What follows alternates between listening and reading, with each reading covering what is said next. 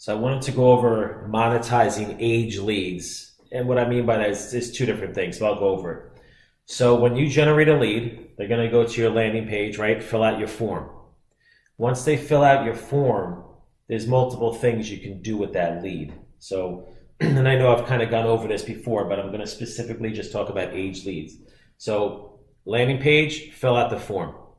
You take that lead and you can save it for later to do SMS marketing. You can put it into email marketing software like an Aweber or MailChimp, Constant Contact, and dump it there. Then you're just going to always have your leads, so you can always sell them in an Excel file. And then any real-time leads from your landing page, they fill out your form, they're going to go to your thank you page, and you can monetize it there. So let me go over each one specifically. SMS marketing you can do in real time, right? So you generate a lead, and you can start sending SMS messages if you want. You can promote other offers. You can try to help out your buyers. Like your buyer that takes that lead in real time, generate a lead, send it to your buyer in real time. You can also text that lead for your buyer, help them out. Of course, you should really just have your buyer do that. But I've been in situations where buyers just aren't really up to speed on things. So I kind of try to help them out, maybe by email form, SMS form, stuff like that. So I do that. So landing page to SMS. Or you hold on to the files, your leads, and then maybe you just do a monthly SMS to everyone. And so that's one option. Landing page to your thank you page. Now this is real time, right? So that means the person fills out your form in real time. They go into your thank you page. From there, you can send them wherever you want. You can put whatever offer you want on this page. I personally forward that lead. I have like an image there, but it automatically forwards after 10 seconds, and then it goes to an offer, and I get paid on that offer. So if that person becomes a lead to that offer, I get paid. So you could do whatever you want here. Whatever you're doing, whatever industry you're in, that's a really good lead, but just don't make that lead the same type of lead you sell in real time. So for me, if I'm selling a business loan lead, this isn't going to a business loan client. This is going to a credit monitoring client or a credit repair client. It's somebody else. So it's okay to sell the lead twice right away if it's going to two different industries. You really don't want to take the same lead, sell to two companies, unless that's what you do. If you want to sell a shared lead and take that lead in real time and sell it twice at the same time, that's fine. You can do that as long as everyone knows.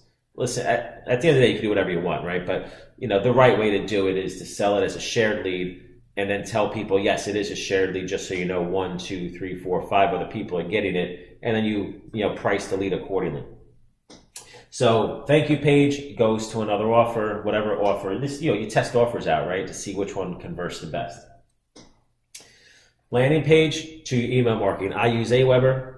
That goes in there. Now you can separate your leads out.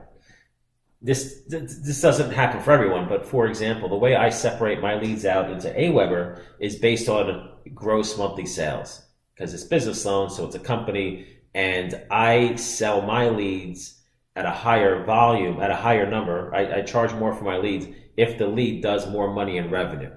So I take my leads, and if they do over $10,000 a month in revenue, I put them in a specific email list in Aweber. If they do less than 10,000, I put them in a different list. If they do less, maybe they're a startup lead, I put them in a different list, right? So I separate out the lists. So my premium leads, those $10,000 a month in revenue, I don't email them as much.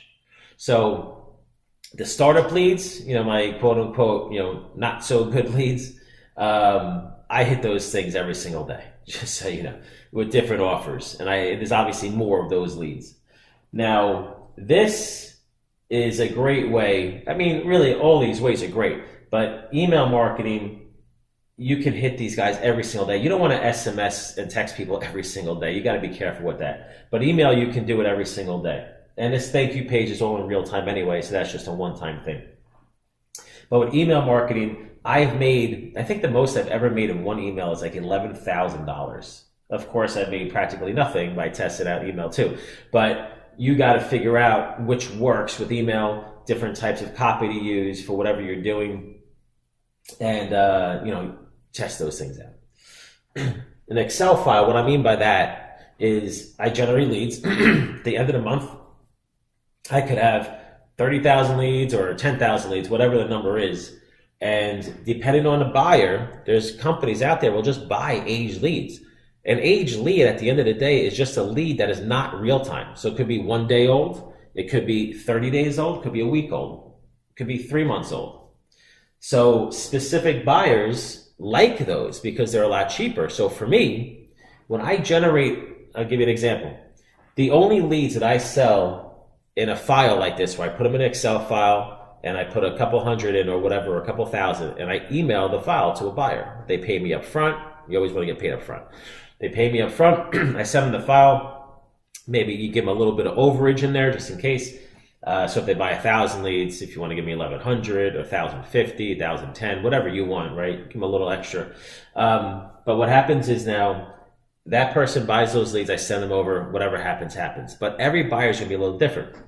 So what I mean is when I sell my age leads, I only sell them after 30 days. That doesn't mean that you can't sell them after 30 days. That's just what I do. So I'll sell a lead in real time for my premium leads, those leads over $10,000 a month in revenue, up to $45, $50 a lead in real time. So that's a real time lead. They fill out the form on my landing page. I send them right over. The other way is as an age lead, I'll sell those for $1. It's a lot cheaper, right? So 30 days old, it's $1. But hey, even if they get only 1 out of 50, if they get 50 times less than a real time lead, it's $1 versus $50, they're still making the same amount of money. So you don't need to convert as many. And there's a lot of companies out there that buy leads that like that type of lead. You know, they want an age lead versus a real time. It's cheaper. They have more room for error. If you're buying a real time lead and it's expensive, then you have a lot less room for error. So different types of companies want different types of leads because of the situation they're in, or maybe they're just really good at age leads, right? There's companies out there, when you sell leads, you'll learn. If I sell leads to 10 different companies, say real-time leads to 10 different companies, maybe half will actually succeed. And that's just the way it is. It has nothing to do with the leads. It has to do with the company itself. So for example, I've had companies tell me, you know, I tell every company, when I sell you a lead in real time, you have to email, call, and text the lead. They have to. It increases their contact rate. The higher contact rate, the more deals you're going to close in the end. What happens is I'll deal with companies, they'll say, oh, we don't text.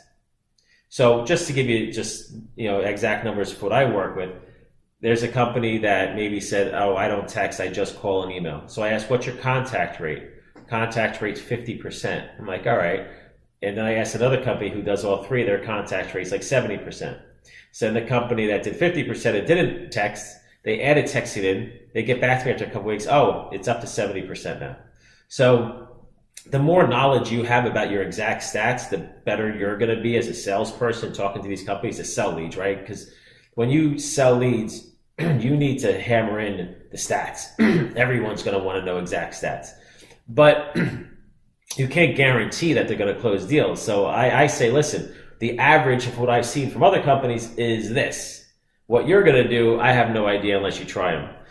Then you're going to have companies who want to try out leads or this or that, the other thing. So for example, I had a company come to me and say, I usually have a minimum on my credit repair leads, usually 100, at least 100. Why? It's not because I just want to make more money. It's just because they need 100 to close maybe 3 to 5. So if I give them 10, the chance of them closing a lead is actually slim, because they really need more volume in order to see the quality of the leads. So people come to me and say, oh, can I get 5 leads? I'm just like, I don't even want to waste my time. The chance of them having success with 5 leads is slim. So I'd rather not even do it. So they can look at me and say, oh, this guy just wants to sell more leads, or I just don't want to waste my time. I've been doing this long enough where I just don't want to waste my time putting together an order, getting paid. What is it? I sell credit repair leads for $2. I would sell 5, I would make $10. It's not worth my time to go through the whole process, invoice the guy, set up his delivery, destination in my software for $10. It's not even really worth it for 100 leads, but at least I know with 100 leads, they have a better shot of being successful, and then they'll buy more leads. So these are all things you have to figure out for yourself and what makes sense for you. But this is really the different ways that you can monetize age leads. All the strategies work. You should be doing all of them at this every single day. You should be strategizing on doing all of them. You don't just do one. And this is truly, you can add an extra 40-50% to your bottom line by being really good at this. So, and you just got to look around to see where you can monetize age leads. I talk about affiliate marketing. You can work with different affiliate networks and do email marketing. So you send out an email. Like I have an affiliate network called Max Bounty that I work with. I work with Commission Junction. So Max Bounty, the guy there, I obviously have a relationship with him now. And so he'll send me an email. Hey, I got a new offer. Why don't you run it? Test it out. Like it's tax season right now. So he's like, oh, run a tax offer. Because all my leads, even though they're looking for business loans, they're still people. They're still individuals, right? They still have to do their taxes. They all celebrate Mother's Day. They all celebrate Father's Day. They all probably celebrate Valentine's Day. So you can run offers for different holidays. That's another thing. But that's a one-time thing, obviously. What you really want to do is find offers that just work every single week and you're consistent. You don't want to run the same email offer every single day. So, I try to do it once a week, max, no more than once a week to run the same offer, because your leads are going to keep seeing the same offer, right? So what I do, just so you know, is for email marketing, for age leads, I actually run an offer every day, a different offer. So I have 7 offers, 7 days a week, and I hit them every single day. When I finally implemented that, when I finally had the time and found everything, that I can make it easy. You can easily make thousands extra a day. Now, of course, it comes down to how many leads you have, right? How much volume you have. But now that I have hundreds and hundreds of thousands of leads laying around, I can send out an email and do very well. Now, your contact rate is going to be low versus SMS.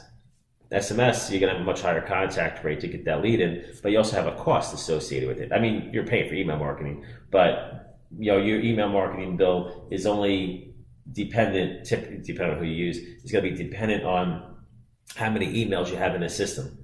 If you use Aweber, that's how it works for me. So I just pay a flat rate. SMS, you're getting paid. You're getting charged every single time you send an SMS out. So you got to make sure that you're making an actual profit based on your cost to send out those text messages. But that's pretty much it for now. If you have any questions, let us know.